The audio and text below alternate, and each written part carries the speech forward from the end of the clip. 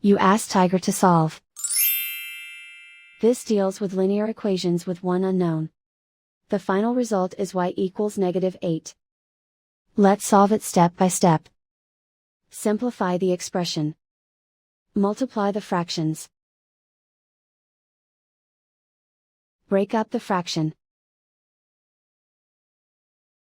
Simplify the fraction.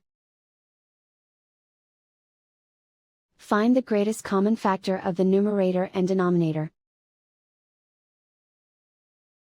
Factor out and cancel the greatest common factor.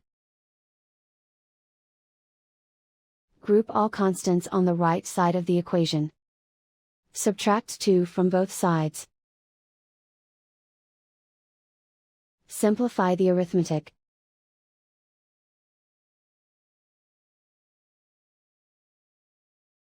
And so the final result is y equals -8.